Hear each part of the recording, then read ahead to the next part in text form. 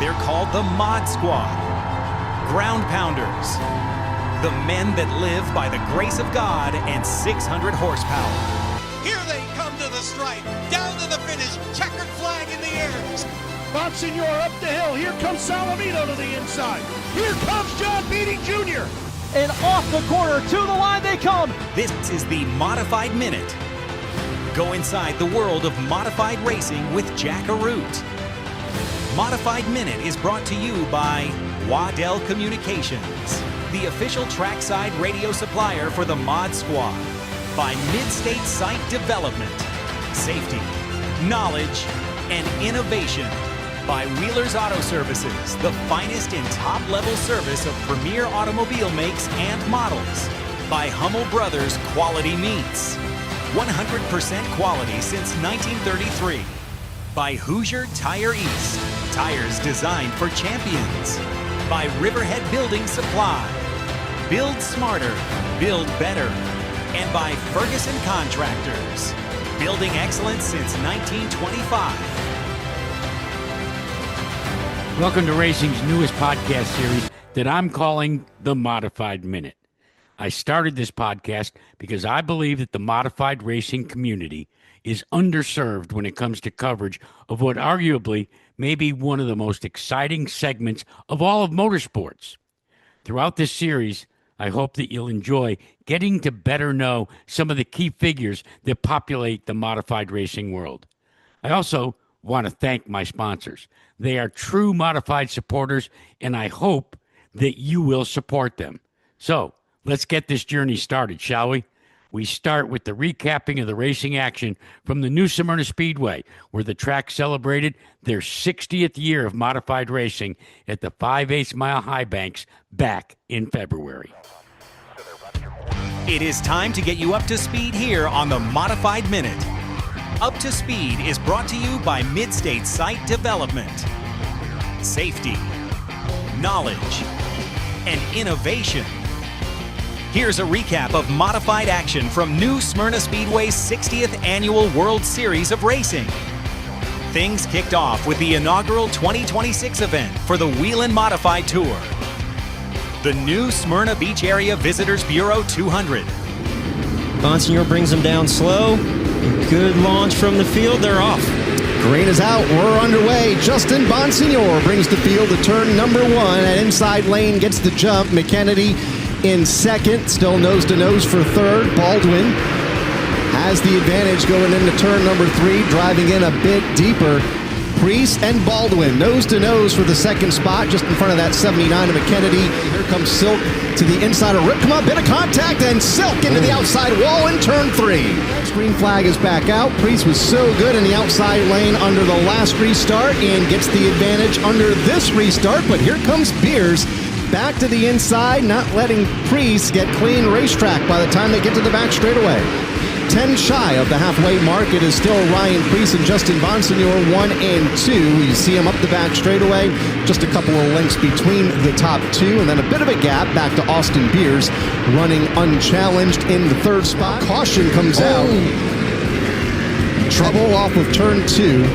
Had the 99. He just drove right in. That car stopped in the backstretch. Didn't see him. It was a late green light, but pit road is open, and here they come, Jim Trado. Ryan Priest, the first to his pit stall, 5 in from turn 4 from second position. They're going right side tires. Same call for Jimmy Blewett. Blewett's going right side tires. They wanted to make an adjustment. They may not have the ability because they wanted to make that adjustment in the left rear, according to Mike Polonia. That won't happen. So they're going to do it the right side tires only for the cars running second. For the two guys that are at the lead part of pit road, Justin Bonsignor, 2 rear tires for him. That car is really good, according to Ryan Stone. Same thing for the 64 of Austin Beers. Green is back up. Bonsignor not able to get away under this restart.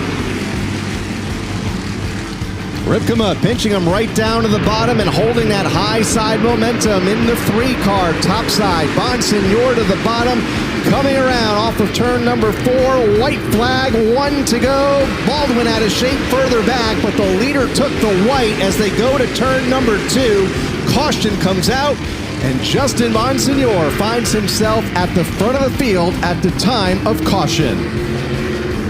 Win number 48 for Justin Bonsignore. He did so good, staying disciplined, hooking the bottom, not using the 3-car up and not becoming vulnerable. He's going to drive under the caution and the checkered here and take the win tonight in New Smyrna. Checkered flag is out, and Justin Bonsignore wins the New Smyrna Beach Area Visitors Bureau 200 season opener for the NASCAR Wheel and Modified. Then it was the Tour Type Modified's turn with 5 events over the next week.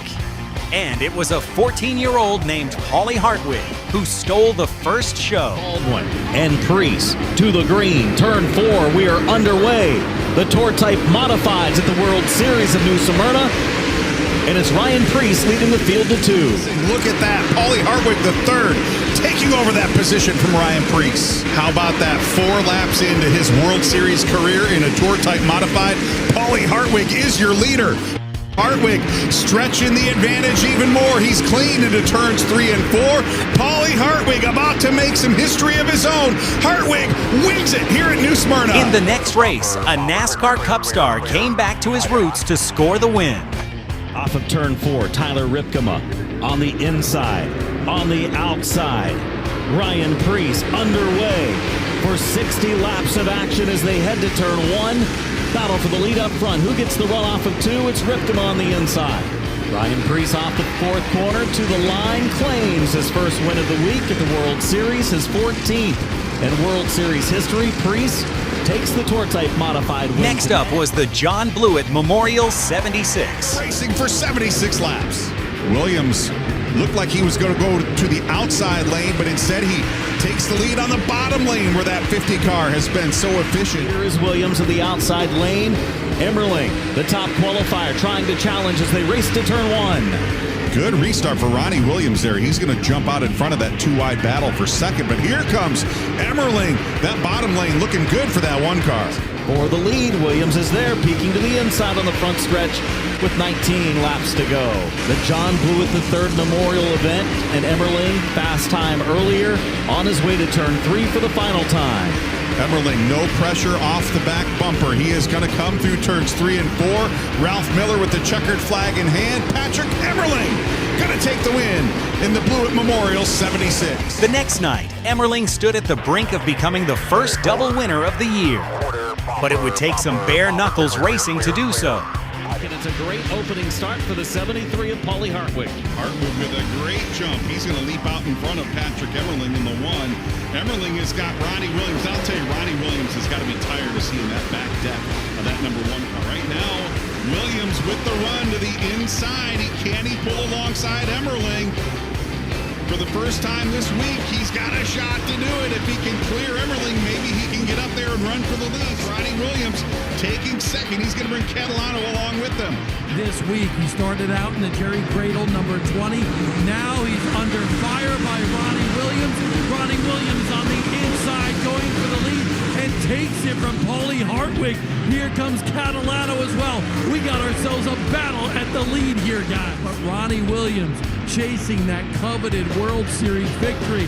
And for everybody that races modifieds in the Northeast, the whole focus, the spotlight is firmly on New Smyrna Speedway every February, and it is an honor for any driver to win down here. That's what Ronnie Williams is chasing tonight.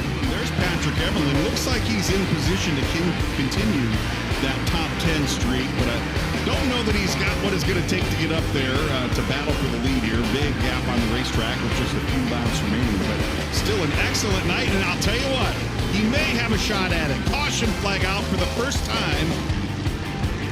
The green is out on the restart. Hartwig drops off the pace on the restart for the lead. Emerling had the advantage for a moment. Williams drives it in deep and reassumes the race leading 2. Wow, a chaotic restart there. Big-time problems for Paulie Hartwig III, and then some contact between the leaders. Williams will reestablish himself as the leader. 3 to go this time around.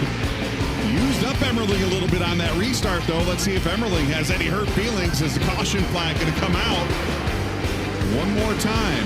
Paulie Hartwig III could not make it back to pit road.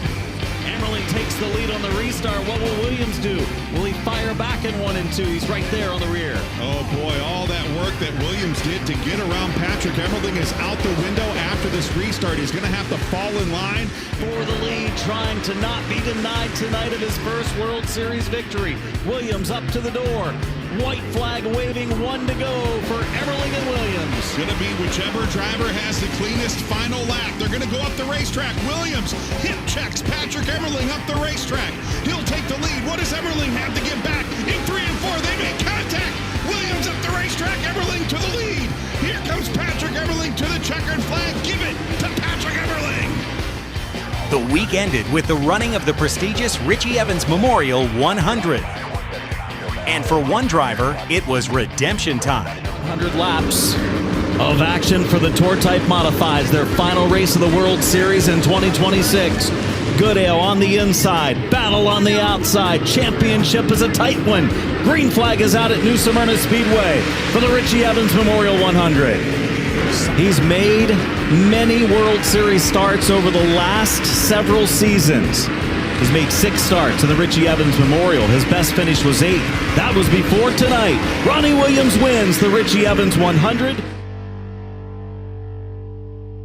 In each episode, we're also going to let you eavesdrop in on conversations between drivers, spotters, and crew chiefs.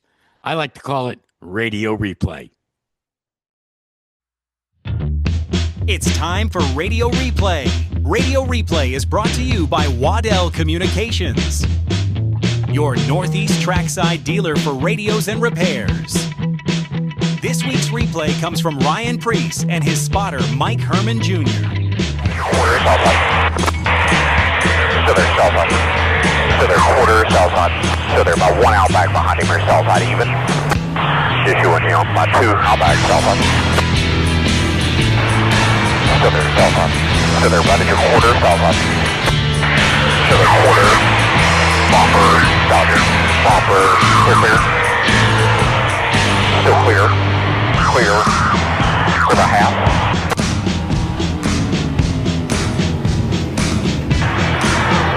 About 2 out back behind him here, still inside. Still in there.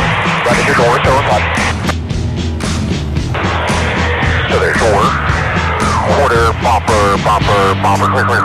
clear. Tight in line. 1 to the bottom. Just barely inside here. It'll be quick. Clear.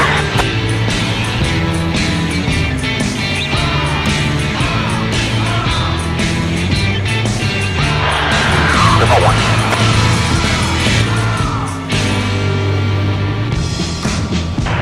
About half in line out back.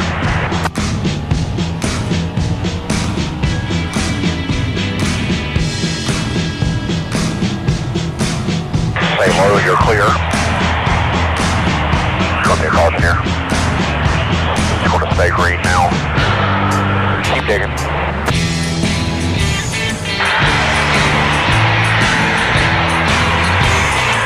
Keep digging. Clear by 2. Alright, that's clear now. Clear by 2.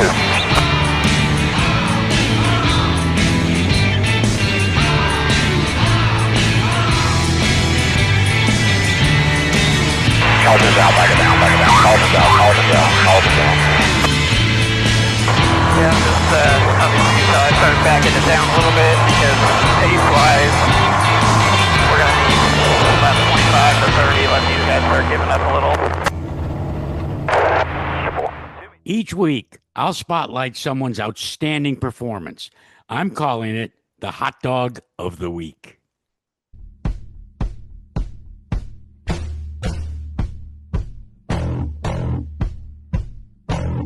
It's now time to reveal this week's Modified Minute Hot Dog of the Week.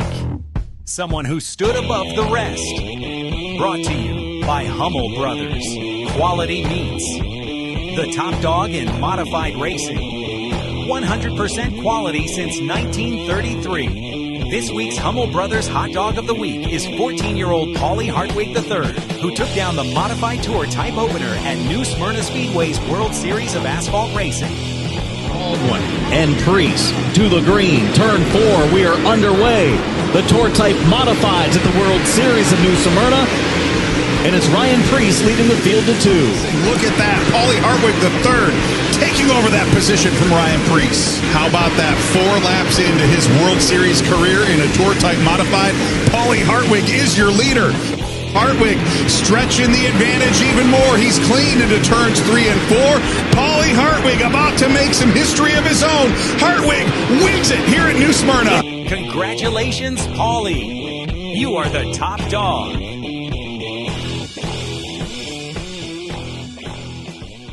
I'm sure a lot of you have your favorite driver, and I want you all to get to know the men and the women behind that driver. I'm talking about car owners, crew members, and crew chiefs. Time for our very first installment of Crew Call right here on the Modified Minute. Time to drop in at the race shop and get the inside dope from the guys who twist the wrenches. It's Crew Call, brought to you by Ferguson Contractors. Building excellence since 1925. Well, our Crew Call this week goes out to a guy that twists the wrenches on the USNE #1 for Patrick Emerling. Dale Hedquist joins us now. Dale, first of all, thanks for joining us. But explain to me how in God's name a guy that calls Rhode Island home is calling the shots for a driver that calls Orchard Park, New York home. So thanks for having me, first of all, and glad to be here. So it's actually pretty funny story, I guess. It started back when I was with Jonathan McKennedy on a 79 car, and we were closing that shop. Patrick and I had talked a little bit. He wasn't really sure of what was going to happen. And then literally a year later, we kind of all met together, and worlds collided, and here we are. So, yeah, I mean, being from Rhode Island, you know, a lot of people don't realize this. We're right in the middle of racing country. You know, in growing up, I was fortunate enough to come from a racing background with my dad and mom, and you know, we'd be at Seekonk, we'd be at Westboro, we'd be at Stafford, we'd be at Thompson. They're all under an hour drive. Riverside Park, you know, they were all 45, 50 minutes away. So that's really why Rhode Island's home and always has been. So, yeah.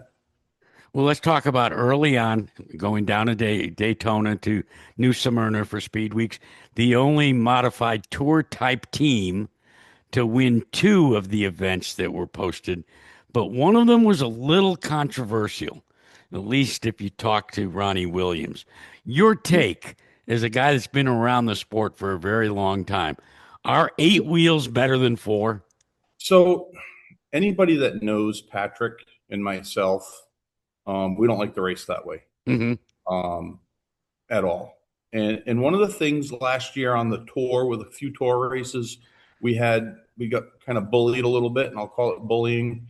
And that was one of the things Patrick and I kind of talked about over the off season, was we got to dig our heels in the mud a little bit when some of these guys, when they run you hard is one thing, but when they run you out of racetrack, it's another thing. And, you know, I know we talked after with Ronnie Williams and the Adam Score team. And we enjoy racing with those guys. And we've raced the night before. We had, I think, 6 or 7 restarts, and they never touched an earth bar. So, I mean, there's give and take. Sometimes you're the bug, sometimes you're the windshield, and we've been on both ends of that, and we'll just leave it at that. It works for me. Let's talk a little bit about what lies ahead. This weekend, it is going to be Martinsville, event number 2. What's your takeaway from New Smyrna that you can put into place for the race this weekend at Martinsville, which is just a flat paperclip? It's nothing like New Smyrna Speedway. So I'm excited, and I'm a little nervous to get back to Martinsville. We had a really dominant car there. We had a car that I think we were had a really good shot at winning the race. Justin was really good, but I think we were better through the center than he was. And we had a fuel issue with 7 or 8 to go, whatever it was. I think the trick play is the tire. I don't know how the tire is going to respond at Martinsville compared to the Hoosier. So I think we're going to use more brake, which is really scary a little bit for At us there. Martinsville, is there more brake to be had? Yeah, because I think you're going to slide the nose there a little more than we did with the Hoosier. So yeah, that's the scary part for that. But other than that, it's literally we're going to attack it like we did in October. We're going to go there, keep our heads down, go to work, and try to make the best out of it. What would it mean to you to take home to Rhode Island a grandfather clock? That, boy, I'll tell you, I've been close there twice. The year we won the championship in 22, Jonathan was leading with, I think, 11 to go. And we really had a shot at beating Justin there in some lap traffic with like 8 to go. And both times, no clock. So I don't really know how to tell time here, I don't think. So we're gonna work on that. One of these days, I have a strong feeling we'll have a grandfather clock here in Rhode Island. Dale, let me ask you a question. The sport of modified racing has been around since NASCAR first started, but it has evolved into something that is probably, I think, in my opinion, in many ways more complex, and the window of what I call originality has become so small and so narrow that it used to be maybe a battle of inches, and now it's a battle of thousands. Yeah, for sure. I think we're put into a rule book or a box with the rules that makes it harder for us to be more extravagant.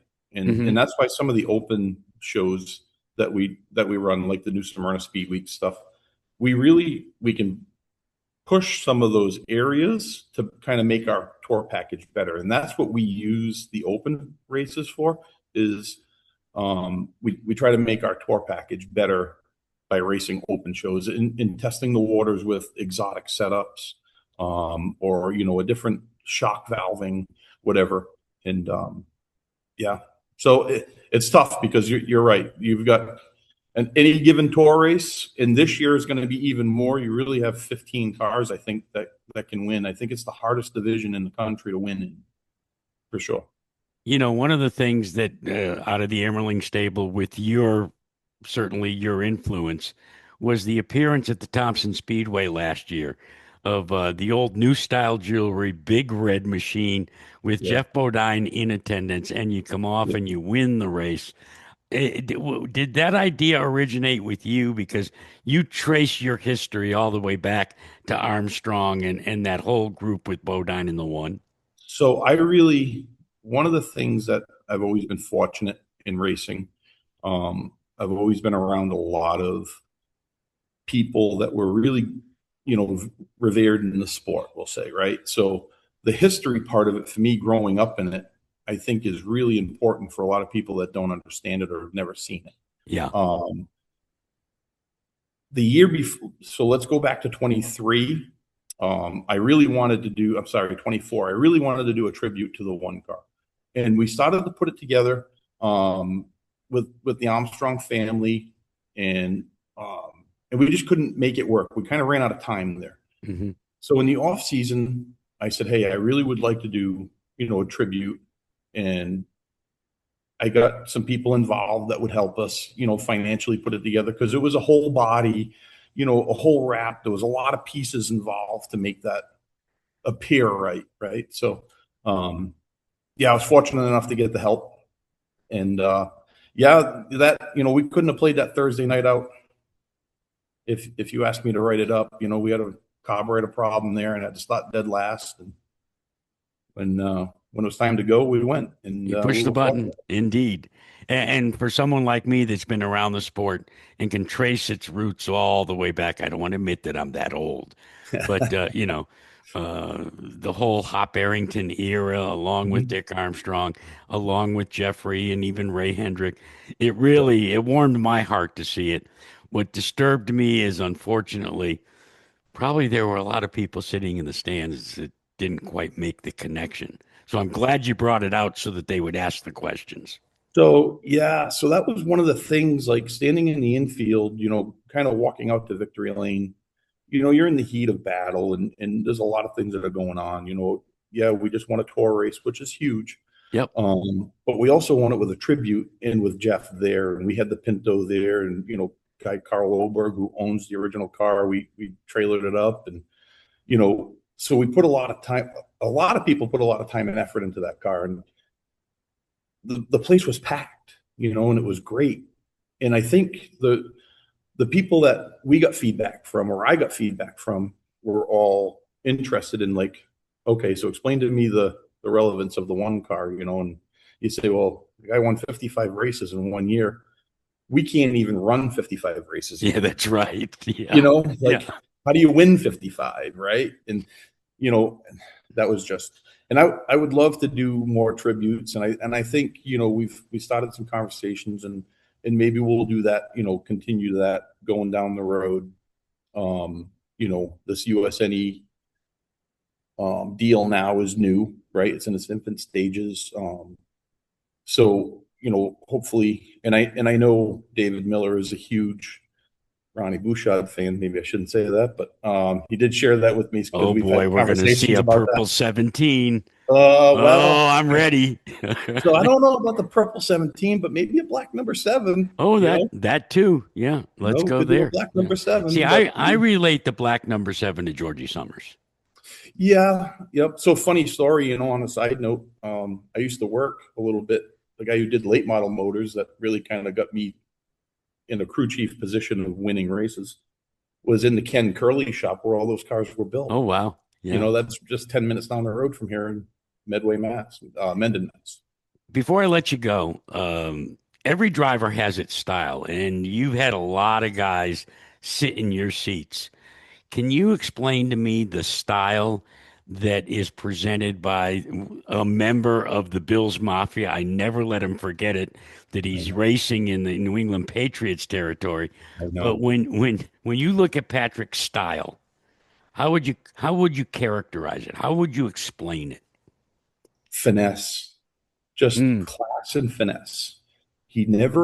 One of the things that I really admire about him is he doesn't put himself in a bad situation he can't get out of.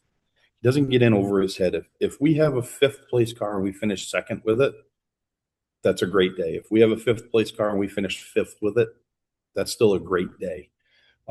He doesn't take a 5th place car and put it into a position where it's going to win on wrecking somebody else or wrecking our own equipment. That's one of the things, is just the finesse in the raw talent, and he can process it and explain it back to me. The feedback is really great. That's so valuable for a guy like you that twists the wrenches. Listen, I'm really pleased that you consented to join us in the premiere of the Modified Minute, and hopefully this time next week you will have a grandfather clock there in your shop chiming that it's time to celebrate. Dale, best of luck down in Martinsville this weekend. Thank you. I got one thing to show you before we go, Jack. Okay. So I've been hanging body panels on the walls for years. So if we zoom over. Oh, my gosh. There's the tribute body hanging There on the you wall go. that everybody signed. There you go. But Well, it was special to me, and I know Yeah. it was special to guys of your ilk. I didn't Yeah. say age, your ilk. The beauty of modified racing is the rules diversity. There's tour modifieds, tour type modifieds, open modifieds, SK modifieds, SK lights, smart modifieds, as well as the 602s. One of the more popular types of modified racing are the SKs, conceived by my late father and now a staple in many Northeastern short tracks. Each week, I'll take you inside that world, as well as visits to the SK lights and the 602s. It's called SK Soundings.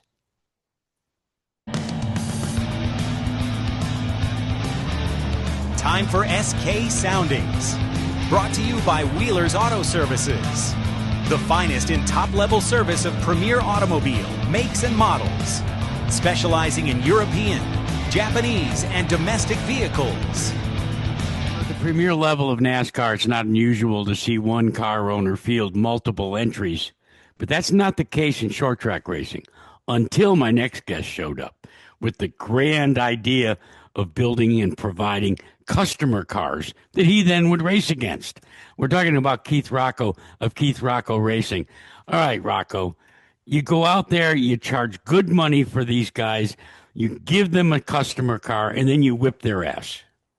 Whoa. I don't whip their ass. They whip my ass lately, which is something I don't mind seeing. It's good for business, and it builds the program that I'm trying to succeed in, making a living at, just like everybody else in this world. They're trying to make a living. It's pretty cool to do what I'm doing and see people succeed, like the Flynns and the Pulios and everybody coming up that's joined on this program. Michael Jarvis, Megan Fuller. There's a huge list of people that are winning and came from equipment or came from nothing. And, we're really showcasing what their ability of driving a race car is. How important is it for you to choose the right customers? Or if a guy comes with a golden briefcase, are you, hey, come on board, come on in, let me show you my stuff? So you got to take the good with the bad, right? Obviously there's customers that have raw talent, and there's other customers that, you're going to have to mold into what you want, there's other customers that you wish you hadn't cashed the check. Yeah, well, we prefer cash, but that's between me and you. You're not going to tell anybody, right? But yeah, at the end of the day, there's people like Flynn and Pulio that once we gave them great equipment, they showcased what they can. But Megan Fuller came from a street stock, and me and her father worked really hard to make her a modified driver, and she's come so far and so long. Obviously she won a championship, she won races, and she's out there, fighting with the wolves. It's pretty cool to see, and that's what brings you joy in this, is taking somebody like Megan Fuller, that's obviously the underdog because she's a female, and making her win. That's what we want to do. That's our goal here. How many cars at one time have you ever fielded at one racetrack at a given weekend? Well, we got that one spot we park at because Mark yelled at us for clogging up the one area. You mean Mr. Personality? Come on. He yelled at you? Yeah, it's not the first time. But, I always judge it because I take the first spot there over by the new pit area there where it was freshly paved back when I started going. But, I always judge it by how far down the line I look and see where, where the last car that I'm working on is. And, there's been times where there's, I think I brought 9 cars one weekend, and then you add in the Flynns and Pulios and, some others. And it's like halfway down that line. It's like, Jesus, what are we doing here? But those are the good weekends. Those are the good weekends you go home smiling.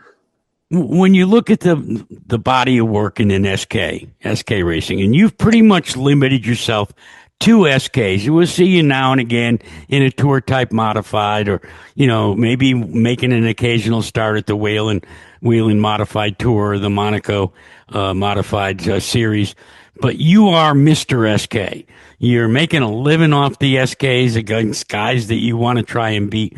What is it about the SK modified that has lit you up the way it has? I don't know. It's just how I grew up. I grew up watching my father when I was, 5 years old at Stafford. From him to work with Ted Christopher, it's all I know. SKs are all I know. I've grown up around it. I've been around it. It's Christ. 35 years that I've been going to Stafford and watching SKs or being a part of them. So at the end of the day, I don't know if it's good or bad, but it's all I know. One of the big stories that's been percolating over the winter, besides all the goddamn snow that we've gotten, is and when is New London Waterford Speed Bowl going to announce their schedule? You've been a semi-regular down there. Can you fill us in on what the heck's going on? Because as you and I sit down and talk and we go to air, things are still in awfully muddied waters down there. What's going on? Now you bring this up, you would be perfect. Why don't you go knock on the door and ask them to let you run that joint? I did a number of years ago. The shit you could come up with over there. I did a number of years ago, and we had a handshake, and then he reneged. Really? That would be ideal. Yeah, I mean, can you imagine if I was running that place? It'd be like last time you ran that go-kart race over at Stafford, that Champions for Charity. They put you in charge of being the race director. How'd that work out? Mark didn't talk to neither of us for a year. Didn't talk to either of us, and the guy that was in charge of CarQuest at the time was so pissed off that we went to Napa. So, I mean, you go figure it out. All right. Yeah. You talk about Ted Christopher, Keith. I mean, we know about your dad and hanging out that way, but tell me how you hooked up with Mr. Modified. We were at that point, we were sneaking in the pits and trying to be around it as much as we could, my brother and I. And, finally my father got to the point, he says, if you guys want to work on a race car and go to the racetrack, he says, you might as well go there with one of the best. So he went over there, and, Ted was one of his biggest enemies racing. And, he talked to him, and next thing you know, we were down there on, a Thursday or a Friday or a Saturday, depending on where he was racing, and we were going to the racetrack with him, working with him and Michael Sullivan. Michael Sullivan was like a big brother to us and taught us a lot of cool shit and taught us a lot of ways to have fun at the racetrack. We had a blast for so many years, and it just it taught me a lot. It taught me a lot from the way to mind fuck somebody in the pits to the way of having some race finesse on the racetrack. What's the biggest lesson you learned from TC? Probably the biggest thing I learned from him, like I just said, one, you mind fuck the guy in the pit area before you get on the racetrack, and two, I always learn that if he's on your bumper and he's hitting you in the middle of the corner, you know where he is. You kind of control stuff from there, and it's just growing up, watching it, and learning from the best. That's what helped get me to where I am today. Now it's legendary. Go ahead. The fun part was today, to this day, if he was still here, he'd still fucking argue with me that he was the first one to start the rental business with Dan Avery. But you know what? I don't know. That's questionable. We'd have to go back and look at the calendar and the dates. But explain to him that it's all about volume and quantity. Yeah. Okay. Now, how much money did he go home with that night? That's right. Hey, you're a guy that when Legends cars first showed up, you wanted to boycott them. They're not real race cars. I can't stand these things. They're toys. And now all of a sudden, Keith Rocco Racing. Wait, back the bus up. I remember as I was probably, 10 years old, the Legend cars at Stafford used to park in the pit area or in the parking lot, right? Right. Didn't they fence them off for the big shows? Yeah. Yeah. Yeah, we were hanging out there with the Palmers and Jags, and I remember that's when you thought you had a driving career under your belt. Well, that was short-lived, wasn't it? Yeah, it was. Yeah. Yeah. Well, hopefully the podcast works out better than your driving career. Well, hey, at this point, anything will be. Let me ask you though. Yeah. Okay. You were not a big fan of Legends cars. Now you've got a Legends car. You've got your son racing a Legends car. Yeah, you betrayed us, Rocco. I thought they were cool when I was a kid, but then I drove and I'm like, these things are fucking shit boxes. Like the only thing I ever drove that I felt unsafe, and I drove a Nema Midget, and I felt safer in that than I did in that Legend car. But now my kid's in it, and he's 12 years old. I mean, what are we gonna do at 12? We're gonna keep racing go-karts? Might as well put him in something that's overpowered, underweight, and difficult to drive, and let him learn. Are you going to be a soccer dad? Are you going to be, having to study? Do I look like a fucking soccer dad? No, you don't look like a soccer dad. Why do you even have dumb questions like that? Well, because I have to. Sometimes I have to. Yeah. But are we in store for a third generation of Roccos in racing? We'll see. I mean, he's very into it. He loves it. He likes working on it. He's dedicated. He puts the time in, and he takes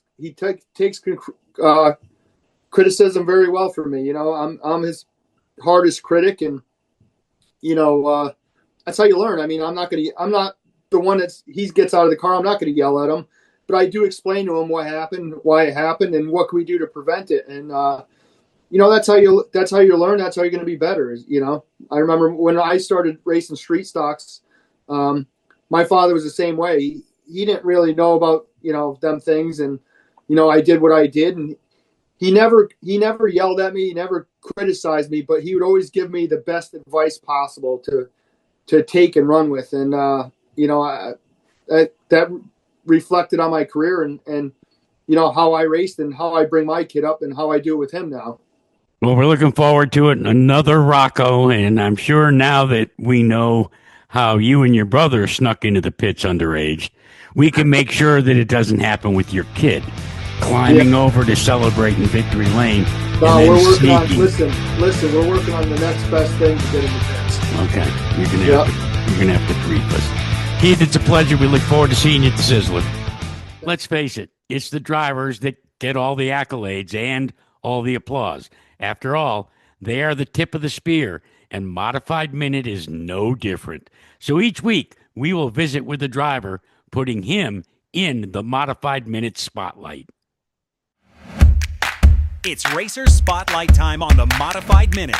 Racer Spotlight is brought to you by Riverhead Building Supply. Build smarter. Build better. Here's Jack. Well, Albert Einstein once said the definition of insanity is doing the same thing over and over and over again and expecting a different outcome. Somebody forgot to send that memo to my racer of the week, as he keeps going down to Daytona for speed weeks, and it finally paid off for Ronnie Williams. He wins the Richie Evans 100. Flag, final time around for this driver who was so close to victory last night. Can he get it done here tonight? He's made many World Series starts over the last several seasons. He's made 6 starts in the Richie Evans Memorial. His best finish was 8. That was before tonight. Ronnie Williams wins the Richie Evans 100. The winless streak. Ronnie, congratulations on the big victory. And look, you came close so many times, but no cigar. Can you describe the feeling once you knocked that wall down? Yeah, it's a big one. I mean, to finally get that win down at New Smyrna, like you said, I wasn't sure where you were going to go with the insanity clause there. But yeah, I guess we're all a little bit insane inside the racing world, right? So to finally get that win, to make all those trips worth it, because I mean, there was times where it was like, why are we coming down here? Why are we putting in the time, doing the long haul down to New Smyrna to race? Of course, it's nice to get out of this nice cold weather up in north, but yeah, it was finally nice to have. I mean, Adam set up an unbelievable car all week. We were pretty good on Monday, but it just kept getting better and better as the week went on. So hats off to those guys. I'm just the lucky one that is able to drive it. But yeah, that car was unbelievable. So to get that win, to get the win in that race, that prestigious of a race, and get that championship, it was an awesome feeling. You know, your championships are something that, well, you've got a few of them. You've won a couple of SK titles at the Stafford Speedway. So where does this championship and this win rank in the victories that you have and the trophies you have on the shelf? It's high up there. Like I said, I think it makes it more special just because it took so long. Like I first started going there with the Bertuccio guys in 2018. And then just since 2021, I believe, is when we started going down with the 50 guys who have been racing for a long time now. So to finally get that, yeah, that's high up on the list. I mean, there are some cool ones at Stafford that I have. There's some cool memories, but especially to do it how we did it with the kind of, not controversy per se, but the way we lost the race on Thursday and to come back and really dominate the race on Friday was a cool thing. Did you think about that in the waning laps of that Richie Evans 100? I was just hoping there wasn't going to be a caution, so there would be some type of repeat. But like you said, the definition of insanity is doing the same thing over and over and expecting a different result.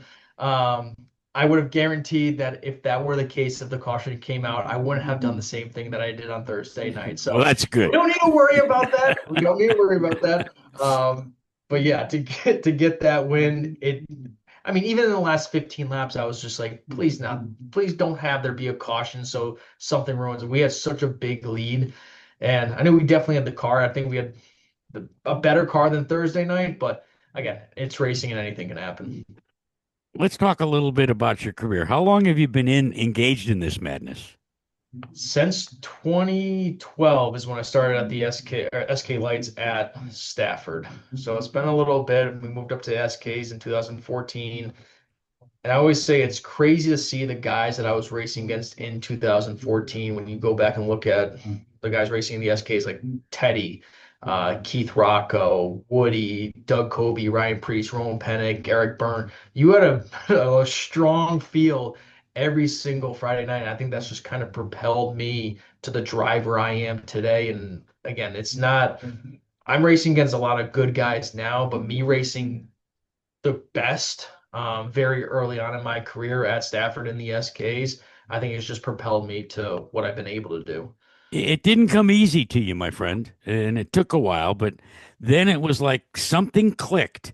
Was it having all of those top-notch drivers take you to school, or what was it about Ronnie Williams that, not that you became an overnight sensation, but all of a sudden it all started to fall into place?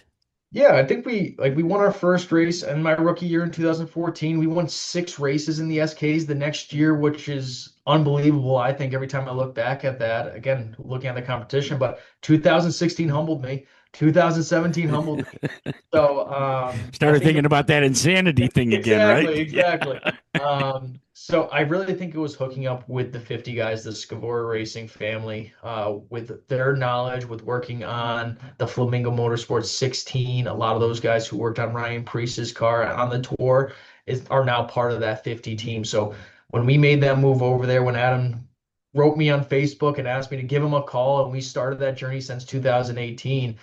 Yeah, we won 4 races our first year and got the championship, won the SK 5K, won the championship in 2019, won the SK 5K, and we just kept expanding and expanding, which opened up more rides, whether it was with Gary Casella in the 25 or even doing little things with Jamie Tomeno, which we're able to get that win, but things just started opening up on that side. I still don't feel like I am like that top guy, or like I've had 50 modified wins, which is absolutely crazy because I never thought I'd get one when I was sitting in the grandstands at Stafford, watching all these guys. But to have 50 wins now in modifieds is truly unbelievable. But I can't do it without the guys who have gotten me there, which again is that 50 team, is Gary Casella and those guys, and also that family team that we had early on.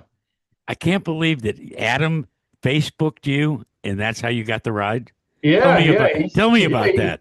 He sent me a little Facebook message before Thanksgiving. So now, it was a private message, right? He didn't just like post it on Facebook, did he? No, yeah, it was a little private message. Okay.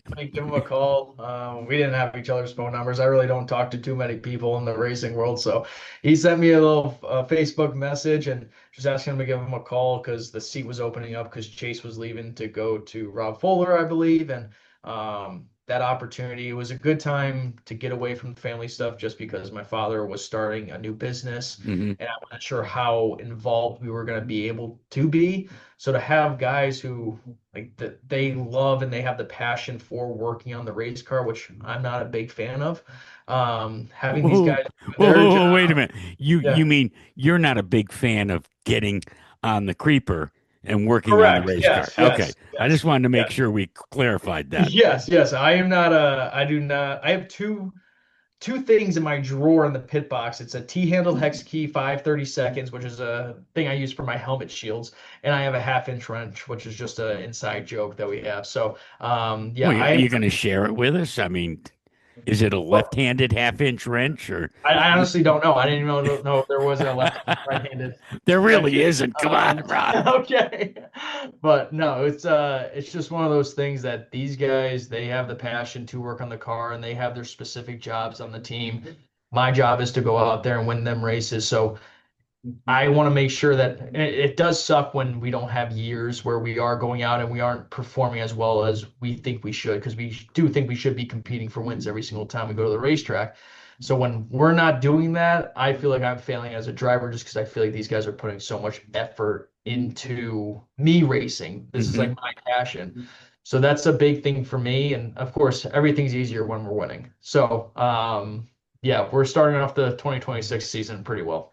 Got on the right foot. There's no question about that. 50 wins. I'll be honest with you. I didn't realize that you had amassed that many.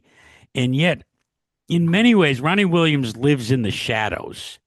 And what I mean by that is I think if I went to the stands at Martinsville this weekend, or if I went to New Smyrna and asked the average fan how many races that you had won in your career, I don't think any of them would say 50 unless they worked on the 50 team.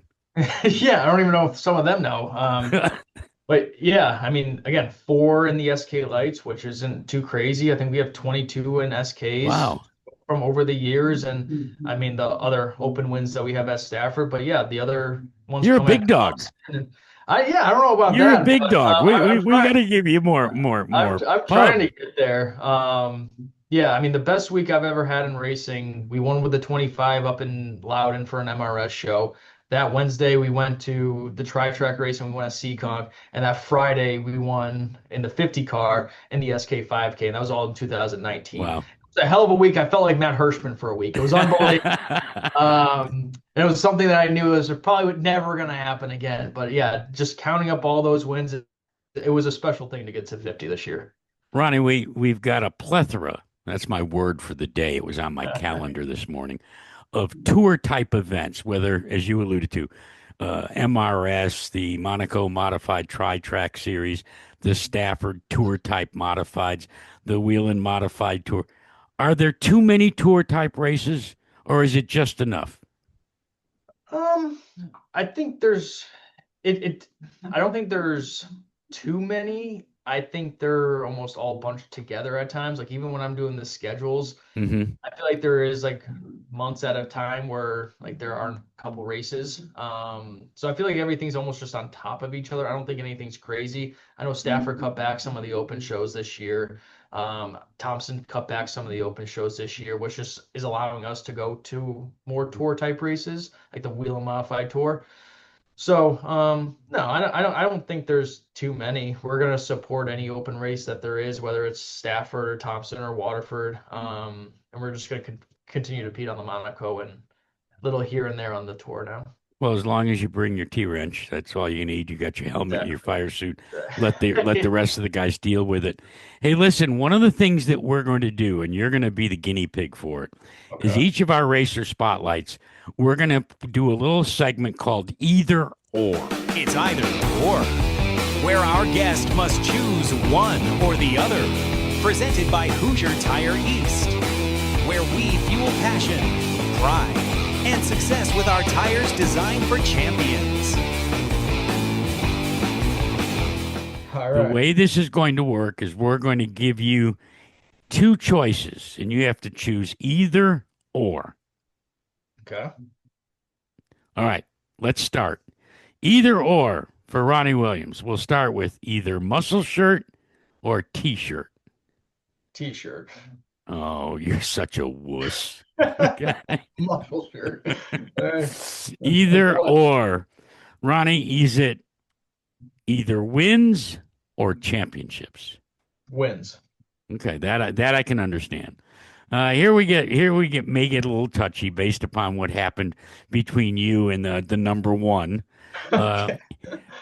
Is it either beating Ronnie Silk or beating, and I say on the racetrack, Patrick Emerling? Well, that's a tough one. I'm gonna go Silk right now. Okay, all right. Chinese or Italian? Italian. I don't think I've ever had Chinese food. What is wrong with you, boy? Sorry. Yeah, no, yeah. Kung Pao chicken. All right, yeah. You might have to try that. All right, and the final either or, Carney B or Bad Bunny? I don't know who any of those are. You need to get a life, guy. You need to get a life. Goodness. Okay. Is Bad Bunny the one who performed in the? You're right. Yeah. I'll go with the Carly B then. There you go. There you go. Hey, Ronnie, I hope this was painless. Thoroughly enjoyed. Can't wait for you to hit the road here in the Northeast if we ever get rid of all this snow. And thanks so much for being our Racer of the Week. Awesome. Thank you, Jack. I appreciate it. So, what do you think? Let me know your thoughts. Just email me at modifiedminute, all one word, at gmail.com. My special thanks goes out to Ronnie Williams, Keith Rocco, and Dale Hedquist for being part of the very first show. And I thank you for tuning in. I hope that you'll follow us on Facebook and YouTube. Subscribe to our YouTube channel, won't you? And remember to come back every Thursday at 7 p.m. Eastern for the next episode of the Modified Minute. This has been the Modified Minute. Modified Minute has been brought to you by Waddell Communications, the official trackside radio supplier for the Mod Squad, by Midstate Site Development, safety, knowledge, and innovation, by Wheeler's Auto Services, the finest in top-level service of premier automobile makes and models, by Hummel Brothers Quality Meats, 100% quality since 1933, by Hoosier Tire East, tires designed for champions, by Riverhead Building Supply, build smarter, build better, and by Ferguson Contractors, building excellence since 1925. Want to get in touch with us? It's easy. Our email is @ModifiedMinute, and our Facebook Messenger address is @ModifiedMinute. Be sure to subscribe to the Modified Minute YouTube channel and follow us on Facebook. We will see you next week for another episode of the Modified Minute.